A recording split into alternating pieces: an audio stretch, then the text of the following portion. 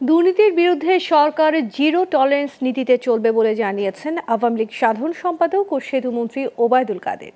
দুদকের কাজে সরকার হস্তক্ষেপ করবে না বলে সাফ জানিয়ে দেন তিনি। সকালে বিমানবন্দর শাটল বাস সার্ভিসের উদ্বোধন শেষে সাংবাদিকদের এসব কথা বলেন সেতুমন্ত্রী। বিস্তারিত জানাচ্ছেন শাহরিয়ার বাঁধন।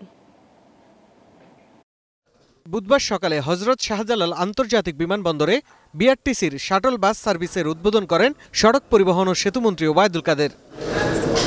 এ সময় সাংবাদিকদের প্রশ্নের জবাবে তিনি বলেন, দুর্নীতি শুধু আমলারা করে, রাজনীতিবিদরা করে না, এটা ঠিক নয়। দুর্নীতি নিয়ে কথা বলার আগে রাজনীতিবিদদের আয়নায় নিজের মুখটা দেখা উচিত।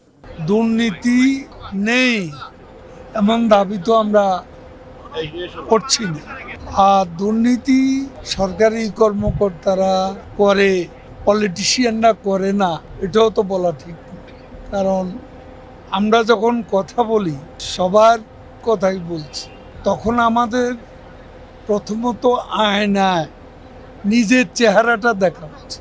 আমি আমলাদের করাপশনের বিরুদ্ধে বলছি। দুর্নীতি যেই করুক, সরকার জিরো টলারেন্স। দুদকের কোনো কাজে সরকার কোনো হস্তক্ষেপ করবে না বলেও সাফ জানিয়ে দেন সেতুমন্ত্রী। দুর্নীতি যেই করুক, এখানে সরকারের জিরো টলারেন্স, প্রধানমন্ত্রীর জিরো টলারেন্স।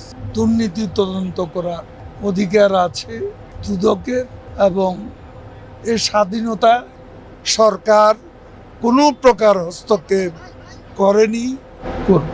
ওবায়দুল কাদের আরো বলেন, সারা পৃথিবীতে দুর্নীতি আছে, তবে প্রধানমন্ত্রী শেখ হাসিনা দুদককে স্বাধীন করে জিরো টলারেন্স নীতিতে অটল আছেন।